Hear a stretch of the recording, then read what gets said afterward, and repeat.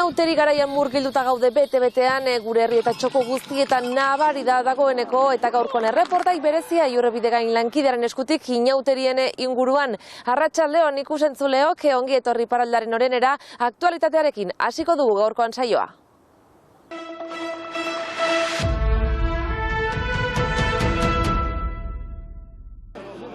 Herritarrek eta sindikatuek indartsu eutsi diote 5. protesta egunari.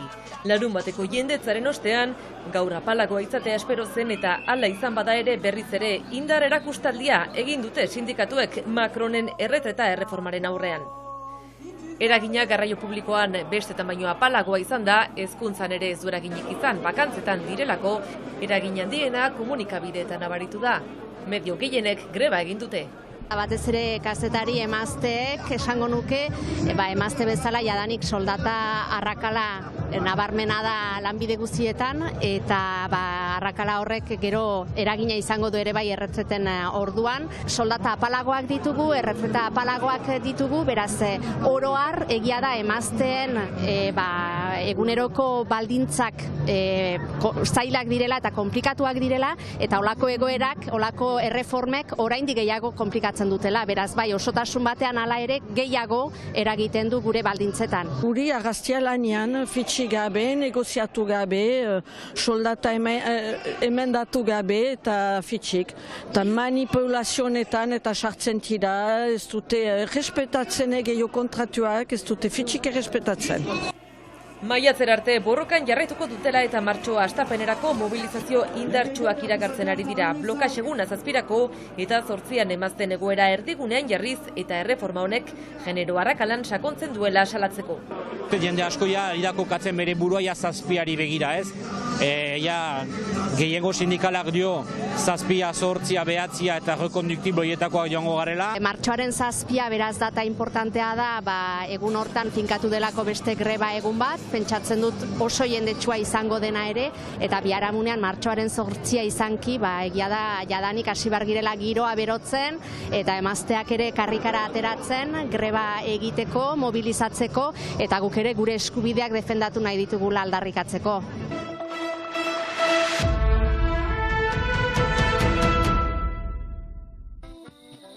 Nunbait biziri baldin badira inauteriak Euskal Herrian iparraldean da, iparraldeko 3 lurraldeetan. Bai, biziri dira, sekular maino gehiago, nik uste. Iparraldeko txoko anitzetan iaute giroa arnaz daiteke egun hauetan. 11 hitzordu antolatuak dira adituek dioten bezala, bizi-bizirik daudelako iauteriak, baina garai batean etzen ala izan. Izan zen etena, 2 gerra handilekin noski, gaztearen loria galdu zenian eta gero ondorengo urteetan, baino berriro pitaka piztu da, eta gaur indar handi zaida jokatzen gainera 3 lurraldetan. Ikusten da bidez, Senaforran egiten dira libertimenduak eta sekular maino gehiago egiten dira. Eta hori marka ona da, eta hemen ere egiten dira zanpantzaren hauziak, edo Xuberon maskaradak, edo eta jende frango muntatzen da, bai publiko aldetik, eta parte hartzaileen aldetik ere izan dantzari, musikari, antzerkilari, uste dut parte hartzea haumiz badela, eta gogotik ari dela jendea gainera hortan. Jakin bar da gaur egun txoko ezberdinetan bizitzen diren iauteriak 3 taldeetan bana daitezkeela. Lapurtar kultura, basenafar kultura eta sibirotar kultura. Eta badugu iaute bat gitzatalde bakoitzeko. Lapurdin gehien bat kaskarotak eta zea hori, ez da, lapurdiko iauteria ditzen dena, bere pertsonaia miresgarriakin eta hori. Eta egiten da lapurteraren lurraldea nola baita erraiteko. Gero bestea da basenafar kulturako herrietan. Hau da, ez da bakarrik egiten basenafarroan, baita Lapurdiko basenafar herrietan, hau da, basenafarreraz mintzo diren herrietan. Hor denean libertimendia. Eta gero, subirotar kultura zabaltua den tokietan, hor egiten da maskara da. Gaur egun bizirik baldin badira da belaunaldien arteko transmisioa gauzatu baita. Belaunaldiz belaunaldi lekukoa pasatzeari esker.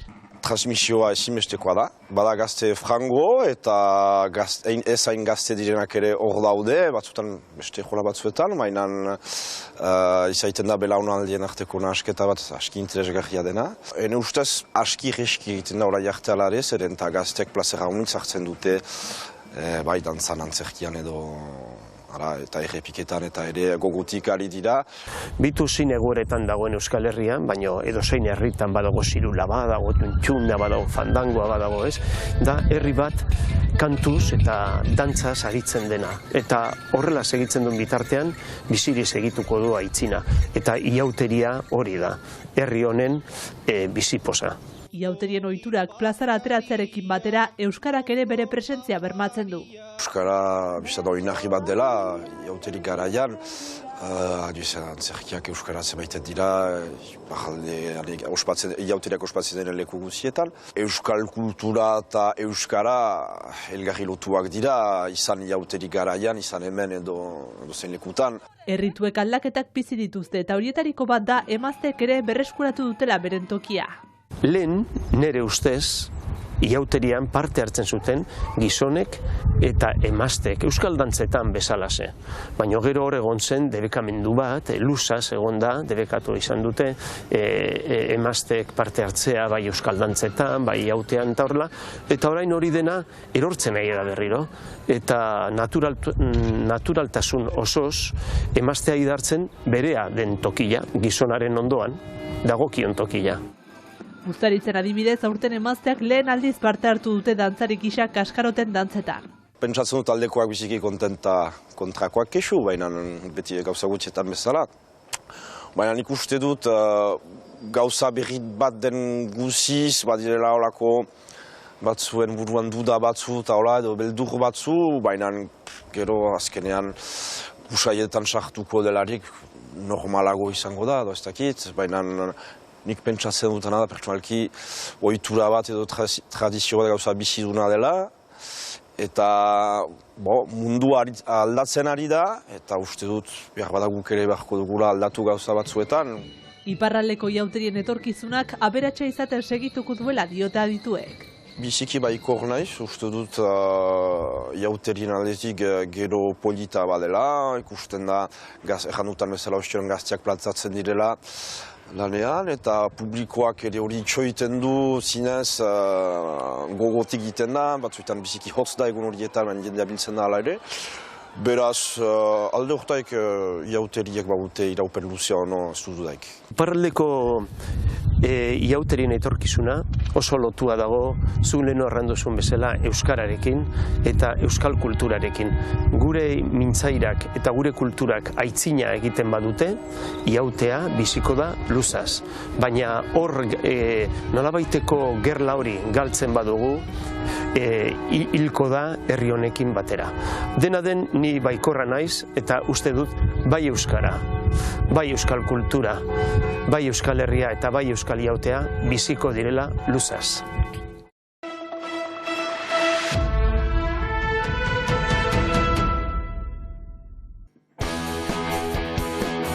C-Amaiz taldeak bere azken lanaren bira hasi berri du. Lehen geltokia Miarritzeko atabal aretoa izan dute eta datozen hilabeteetan Euskal Herriko hiri nagusienetan izango dugu talde bizkaitarra, baina baita Europan zehar ere.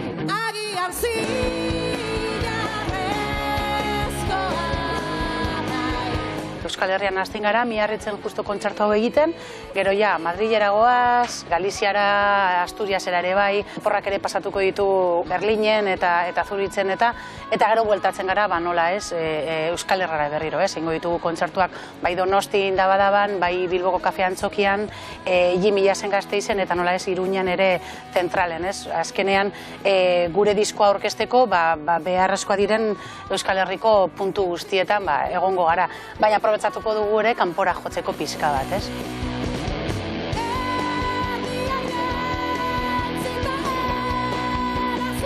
Adore Kemenak Uraia 11. lana dute, 25 urteko ibilbide oparoaren azken fruitua eta 3 osaiak oraindik zainetan geratzen zaizkienaren adibidea. Egia esan Adore eta Kemenak Uraia beti dago eta beti izan behar dugun zerbait da aurrera jarraitzeko gure bizitzatan. Eta hori da azkenan sortu duguna, ez? Beste 5 urte talde bezala eta hori, oraindik uste dut bide luzea daukagula edo hori behintzat espero dugu guk, ez?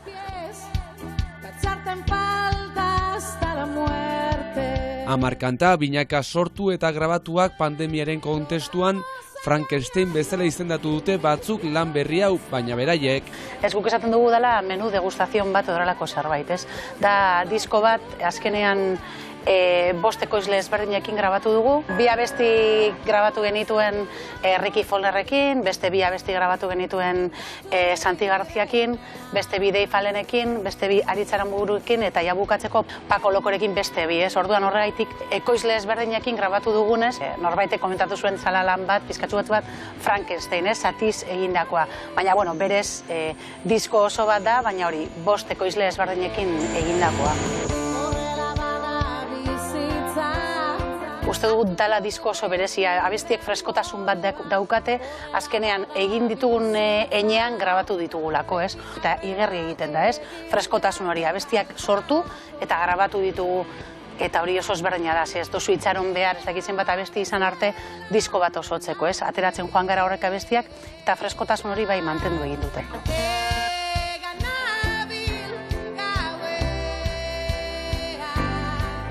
Ikusentzuleo laukote bizkaitarraren musika eta Aiora Renteriaren ahots ederraren eskutik doakizue gaur gure agurra.